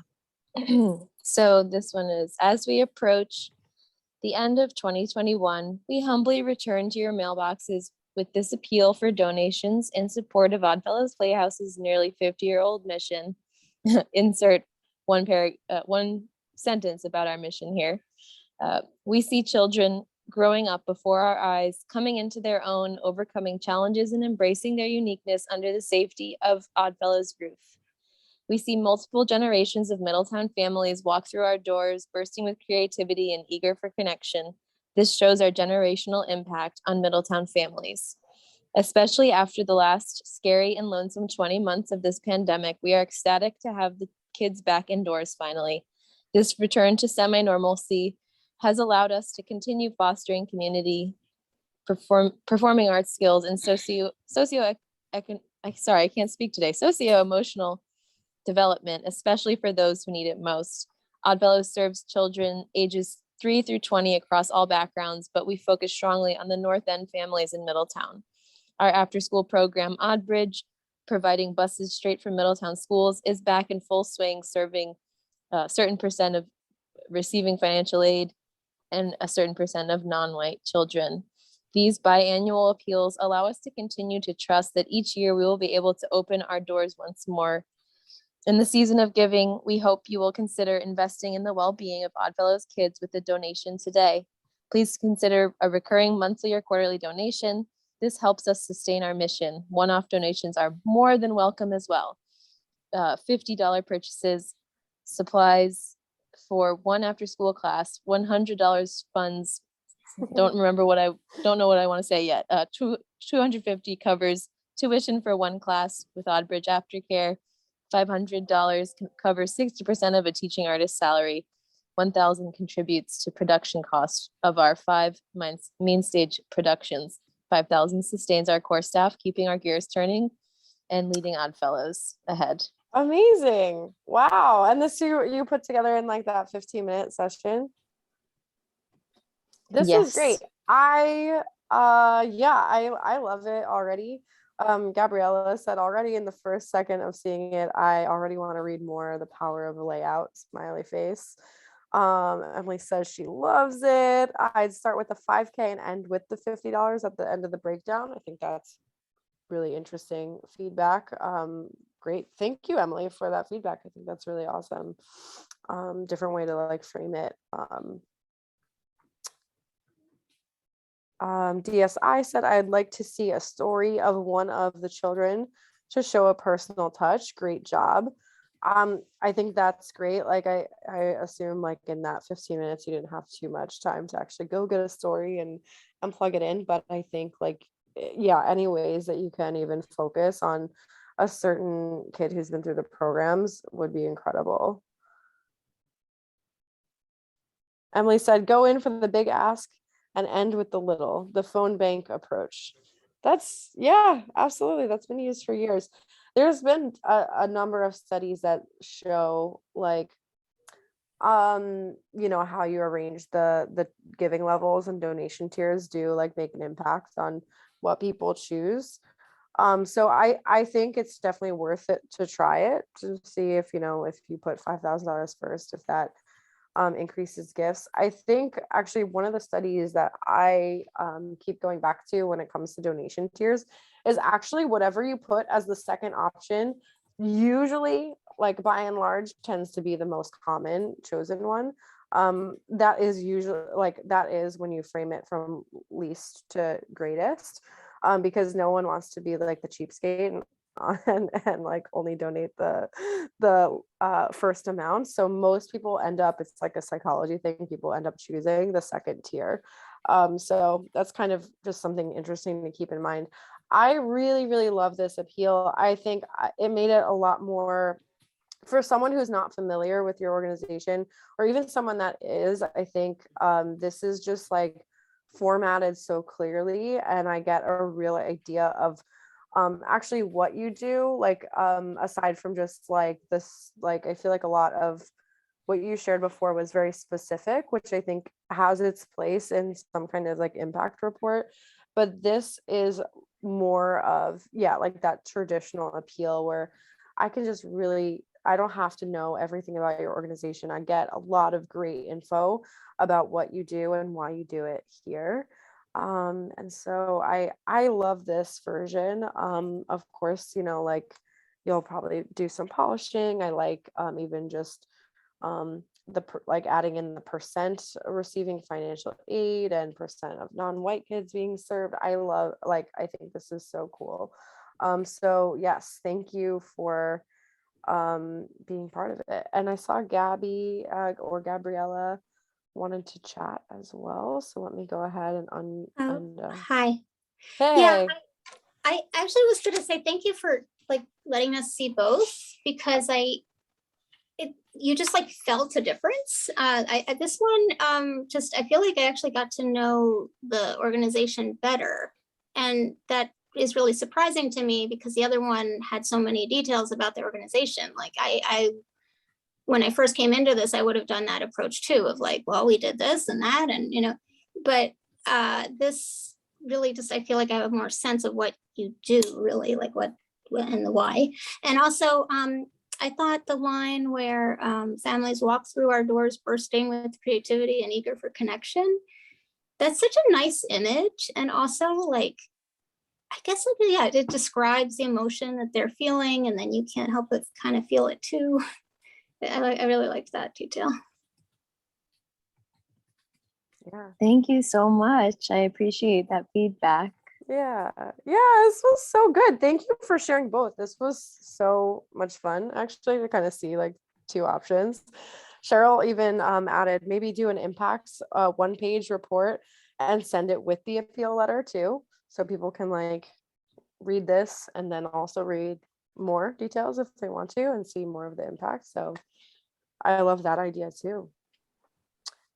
Yeah, that sounds really cool. Thank you for that suggestion. And I was thinking that as well, because I think both are really important. And I agree that this one is a little bit more clear, and it serves both ends of like who wants to know more and who just wants to know what we want and how we're serving. So This has been so much fun. Wow. Thank you all for participating. I know we're actually a little over time, but I think this was so great to actually get to workshop the appeals. I'm gonna share my screen again, just really briefly, with my PowerPoint, which is somewhere. Give me 1 second. I have a lot of different appeals open and kind of lost my PowerPoint. Okay, cool. So I had other things that I wanted to get to, but I'm actually really glad that we kept it focused on the written appeal. I was going to talk a little bit more about video tips and accompanying a video as well. I think it's really important, but there's other resources that I can share about that. And another just like quick tip before we end our time today. As I mentioned earlier, there's a lot that you can do to get people invested in your story in your appeal by telling a story. But one of the amazing things you can do, especially if you're doing an online campaign, but even if you're doing it like mailed appeals, is to actually invite people in and to share their own stories. So one of the things that Team Volo Kids or Volo City Kids Foundation did is that they're asking everyone to post a picture of themselves playing sports as a child to their fundraising page and social media, and along with it, share what play means to you and why you're passionate about making it possible for all, and using the hashtags that they provided. So it goes even beyond just like sharing your story and encouraging people to share their own. And you can do this in something as simple as just like a social media post, or a full-blown engaging people in peer-to-peer. I think there's somebody that's unmuted, sorry. And then blog posts are really also, just kind of like doing any blog post sharing, encouraging people to take videos and share them on social media about why they gave or why they're invested in your cause, any social media challenge stories. So I think there's a lot you can do even beyond the email ask to get people engaged, both like visually with a video and then also encouraging people to share themselves. Yeah, that is all that I have for you today. And thank you all for engaging and writing those amazing appeals and sharing them with us. And if you're interested in getting set up with CauseVox, I'd be happy to do that with you. So again, you can just shoot me an email and we can schedule a separate time to chat about that. But again, I would love to continue the conversation. You can send me your appeal in a Google Doc and I'll review it and make some edits and suggestions. You can email me at candice@causevox.com. So maybe give me a few days to review everything, but I'll try to do everything as fast as possible because I know year end is coming up. And yeah, Google Doc is best. If you don't have it, that's okay. I'll just write out some details in some bullet points as well. So yeah, I mean, that's it. If anyone wants to hang out, I can definitely take some questions or continue the conversation if anyone wants to stay on. Awesome. Thanks, Erin, for engaging and sharing your appeal. This was so much fun being able to like really workshop it. I was actually worried that we would like ended up having to end early, but all of you have been so engaged and so great at sharing, and not only your own appeals, but also giving your really great feedback to each other. And I think this was just really cool. So thank you all for being part of it.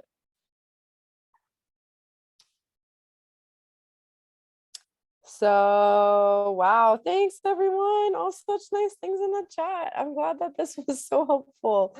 Awesome. Well, thank you all again, and would love to continue connecting and I hope everyone has a great weekend and raises as much as possible this year end. So, all right. Thanks everybody for engaging and participating in this awesome workshop. It would not be as awesome without all of you. Thank you. Thank you. Bye. Yeah, thanks. Bye, guys. Have a great weekend. Oh, thanks, Candy. Oh, Gabriella, very nice spending an hour with you too. So cool. Thank you so much, everyone. I am going to sign us off so that we can yeah, finish up our Fridays and have a great weekend ahead. Awesome. Gabby, I would love to, or I'm sorry, I'm assuming you go by Gabby. I should say Gabriella. I would love to continue to connect with you and read your appeal. So much Thank fun. you. Yeah, thanks. All right, take care, everybody. I will be in touch soon to anyone that sends me an email. Take care.